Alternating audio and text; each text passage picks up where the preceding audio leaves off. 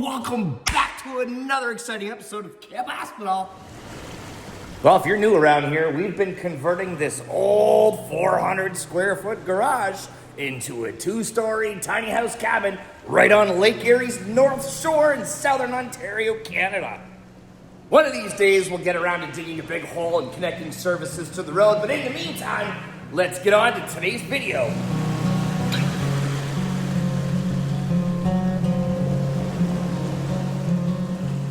Well, fam, I don't know what to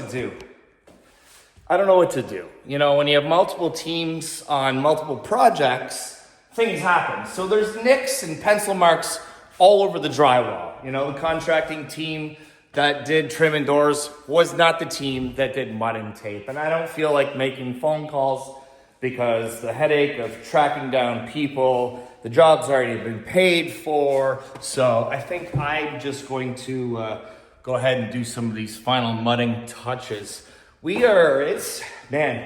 April is on the horizon. And here's the problem. Here's the dilemma. This property, although isn't costing us a tremendous amount of money because the property taxes are cheap because it's an old garage that sits on the ground, you know, and because we purchased it as vacant land, you know, there's no loan on it, but the operating costs of keeping this building up, heat all winter, hydro, property taxes, etc. Every time another month turns over, I know in my brain we've lost 30 days. So April is on the horizon and we still don't have plumbing. So I'm in May 1st for a tenant at the earliest. And we all know that that's not going to happen. So I don't know, are we into the summer now? Or do I just look to rent September 1st, you know, and use the place, get the place ready all summer? That's kind of where we're at. You know, people that already rent and are in a lease, when do those leases expire? Probably not in May. So, anywho, that's where we're at. Still no water services connected at the street. The ground's officially thawed, so we can't blame the environment any further. But let me give you a tour of where we're at today. Well, when you come in the front door, we've got the original post I've talked about so many times. This used to be a garage door opening. There's a header in that wall that supported the opening, and we wanted to leave this post to sort of give the garage a homage, a tribute, if you will, to what the building used to be. We cut this roof off and we built it. Well, we didn't build, we ordered a truss system. Somebody else built it, and we installed it upstairs, giving us another 300 square foot loft. It's just a 1.5 car garage. The building itself is like 20 by 20. We actually poured a 4-foot addition out the back so that we could run the plumbing services behind the stairs. I'll show that in a bit. So we're down to 700 square feet. We're up to 700 square feet. The perfect size for a growing family or somebody that wants to rent a cottage cabin located right on the beach. Cabinets are going in. This is where the stove's going to go. We are going to put the appliances in the first time around, I think. Sinks in here. Obviously, we haven't done that yet because the services are not connected at the road. But that part of the plumbing has been done. Dishwasher's going to go here. Fridge is going to go here. And stackable laundry is going to go there. So what was just once a 1.5 car garage is now this beautiful downstairs garage ensuite apartment. Let me show you over here. The bathroom didn't exist. There was no plumbing here originally because it was just a garage that sits on the ground. Speaking of on the ground, this is all a vinyl click plank waterproof floor that we've installed because it does sit on cement and cement does sweat. So waterproof. Anyway, here's where the shower is. Here is where the toilet's going to be. We installed some baseboard heat because there's going to be obviously plumbing in here. The lines run into the wall and then of course they run back here behind the shower. Beautiful vanity. Like I said, plumbing stuff still not quite done yet. Not done yet. If we come to the back of the building, this is all the additions. So the original exterior wall was here, right here. And we poured another foundation slab on the ground after running plumbing services. So the clean out that comes from the street is way in that corner. So we have to get services running from the road to this corner of the building. And then obviously the plumbing in the walls here is all done. So this part's the addition, giving us another, I don't know, bunch more square feet. All right, let's go upstairs. Before we get there, this is the hot water tank situation. This is where it's going to go. So again, from the street, the plumbing has to be connected to this far corner, and then it feeds here. This is where the hot water tank's going to go. And then these lines feed the entire building. So all the plumbing in there, and of course, the plumbing over there. So that's another appliance we have to buy. Hot water, fridge, stove, stackable laundry. Okay, over here, just another closet. That's all this is. It is a closet. More storage upstairs because it's a tiny house and it was just wasted space. So we were like, well, you might as well put doors on it anyway. Don't close it in. Want to draw your attention to the heat source / air conditioning. This is the one we have located downstairs, and it worked like a dream all winter long. I used to worry about electric heat. You know, growing up, I was always told, yeah, electric heat's so expensive, and it is compared to natural gas. But the way things are going, we're gonna end up back into the electricity, hybrid kind of models. These things are super efficient. Kept this place at a nice toasty 70 degrees all winter long with just this one downstairs. There's another one upstairs for the up and loft, but these things are rated to do something like 600 square feet, and it's only 400 downstairs, so yeah! And of course, it's going to keep it really, really nice and cool in here this coming summer. Looks like this is the sink. There's a bathroom over there. This cabinet has to go back, and we have to get a couple of new faces for here. There was a little bit of a mistake, but there's not too many of us down here in Southern Ontario, Canada, that really feel like crossing into Detroit right now. So, we're going to have to do that. But with everything that's happening, crossing the border to go to an IKEA that's an hour from us, just on the Detroit side, to finish this, sounds like a daunting task. The alternative is IKEA Canada. The closest one is Burlington, which is like 3.5 hours north of here. So that's the reason for that holdup. It's been the winter and we don't really feel like crossing into Detroit right now if we don't have to. Look, there's some more cracks here. Can you see that? That's just simple, this drywall went up in November and we had our first winter and, the cracks cracked all the way up, upstairs too. I think I'll get away with a nice expensive paint that covers on a lot of these hairline things. There's just a few spots that need to be mudded. Again, I can do it. It's just aggravating. It's annoying to hire contractors to do the mudding and taping and then to have this. Anyway, I'm not complaining. It's the cost of doing business. It's a part of the process. Today it feels aggravating. Tomorrow I'll get over it, probably. I don't know. Anyway, let's go upstairs. Oh, another fun fact. When we took possession, there was an electrical panel here, and it was brand new. And we were told, new panel, new electrical throughout. And that's true. There was new electrical throughout this entire building. See, we took possession in 2023. And the American family that sold this, because they did live across the border, got ready to purge the property during the pandemic. They weren't allowed to cross, so they had property on the Canadian side of the border. Borders were closed. What do you do? What do you do when insurance says you have to check on your secondary dwellings every 24 hours, but you can't cross the border? Anyway, that's how the family came to wanting to just sell the place, and we took possession. We had to have a series of inspections done, insurance, liability insurance on vacant land, trying to get permits ready to have this put. That meant we had to explore how thick the foundation was, all the electrical. Long story short, this panel was American and all the wiring was American. And while there's nothing wrong with that material, it doesn't satisfy Ontario law. So we had to actually gut the entire downstairs of electrical and replace it with essentially the exact same copper wire, but as long as it was manufactured in Ontario or somewhere in Canada and it satisfies Canadian law.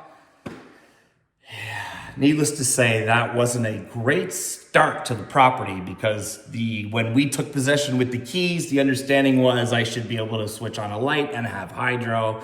And I did for all of 20 minutes until obviously my electrician was like, gotta go, Detroit material, not up to code, doesn't satisfy.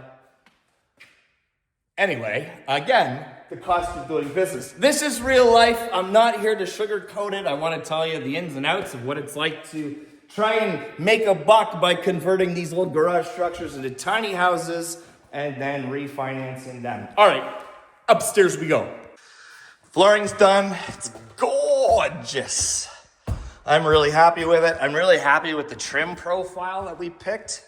It's modern. It's sort of neutral because there is no profile to it, right? It's just flat. I like that. I'm hoping that that's more timeless. I don't know. What do you think? Same thing with the railing stuff. Simple profiles. We have to come back and paint and or stain this and obviously this, but this part's all brand new. This didn't exist. None of this was here.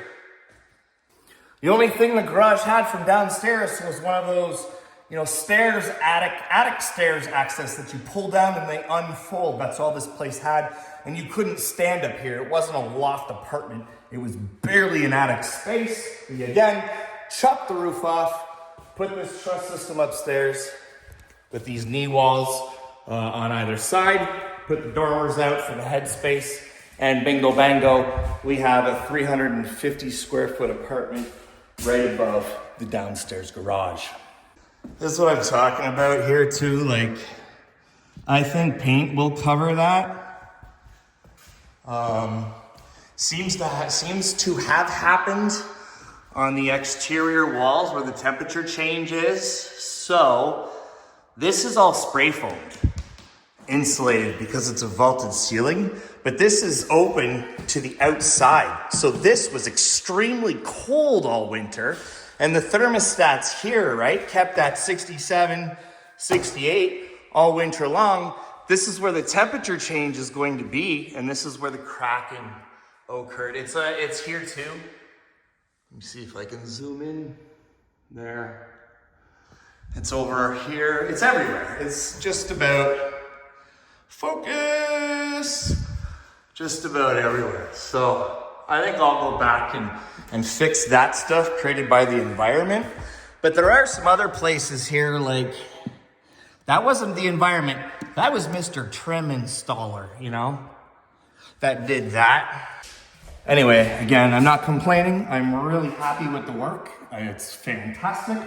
I just think at this point in the process, it's gonna be a heck of a lot easier for me to take care of it. And, an FYI to those of you out there doing some renovations, I guess it's only gonna crack the one time, right? The first changeover of season, we went from not even having heat to having it 70 degrees overnight in November, December. And here we are now, middle of March, looking at what's cracked. The weather's gonna change again. It's going to warm up and your house swells, right? Material gets thicker, like it swells as it heats. So a lot of these cracks are going to disappear again, and we won't see them until the temperatures get cold. But anyway, blah, blah, blah, blah, blah, blah, blah. Point of the story is I have to come back now and fix a lot of that stuff up. All right, let's continue the tour. Same vinyl waterproof floor upstairs. Same heat, AC, so super nice and toasty. Again, these are all vaulted ceilings and spray foamed in behind. Fiberglass pink insulation, on the regular knee walls, but it is like a hot air balloon up here. I absolutely love how efficient it is, especially with the new windows. The perfect dance studio at the beach. Or loft apartment, or YouTube studio, or art studio, or million possibilities as to what you could use the upstairs for. But look, who's fixing that? You know what I mean? People are long gone. So Sweat equity time. Me. It's my fault. Everything. I mean, I'm in charge at the end of the day. I'm the one that writes the checks, right? But you do want to trust. I want to trust. I don't want to micromanage. As a former classroom teacher, as an educator, building relationships with people is about autonomy and trusting them to do their best work. And yeah. Anyway, rambling now. I want to show you out back because it's wet season. And one of the things on our permit, okay, so here, let me just go back to the beginning. This is a garage that sits on the ground at the beach. If you've ever tried to build or do renovation work near water, there's all kinds of things that you have to jump through. Floodplain elevation, yada, yada, yada, yada. So we had to get this building approved that it satisfied a 100-year floodplain. The water has never been higher than the slab of this floor in the last 100 years. Touch wood, it continues that way. So we were allowed to build without having to lift the building. There was one small asterisk caveat to that, in that we have to put in a catch basin well in the backyard because it does flood. Because we are at the lake, the water sits. Let me show you what I'm talking about.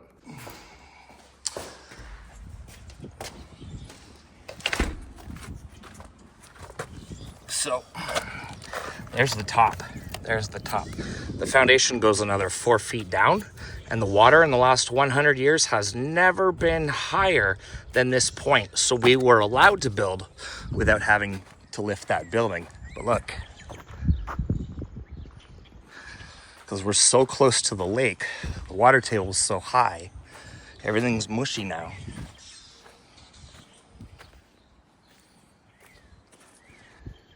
See, we got all the standing water. It used to be a lot worse, but we graded this away from the building because when we had to dig and pour the foundation underneath here, and by doing so, you know, we were able to grade away, but we are required to put in a catch basin, which just fills with dirt anyway. I mean, it's a silly thing because it needs to be cleaned out. They don't connect to anything. It's basically a well. They just get full of dirt. But anyway, we have to do that at some point in order to close out these permits. And that's, in theory, to take care of a lot of the standing water and to avoid any potential flooding down the road. But like I said, this garage has been here for 80 years and it's never had water in it. And the town's all approved. Surveys were done, elevation surveys, site surveys. Every T was dotted, every I was crossed, and we were allowed to build at that elevation. But what's cool about this, if this is something you're looking to do, this is a double wide property, and most municipalities will let you build 2 residential structures now on your lot. At least around these parts. That's the municipality's way of trying to fight the housing crisis. If you own a big farm, you're allowed to build a secondary house out back for, you know, generations to live on the property. So this is a double wide property. This started as just a garage that belonged to a house here that hasn't existed in the last 4 decades. There's no record of a property here, of a house here, but the services are right at my feet. So I don't know if it burned down. I don't know if it got torn down. There hasn't been a building here in 40 years, but there has been this rotten garage. Now that it's done and we get it cash flowing, we can turn around and build another one right next door. There's so much water over here. It hasn't even rained. It's just the seasons. Seasons changing. Property line is the corner of the fence there. Somewhere down here, we've got like a trench between the properties. But all this standing water, no good. There she be today, friends, in the spring. A spring tour of the garage tiny house cabin. It's been a year since we started building this beast. I think it was last April, and April's coming. We even have an outdoor hose I forgot to show y'all. Let's give me an outdoor faucet at this garage tiny house. I guess we're coming up on a year.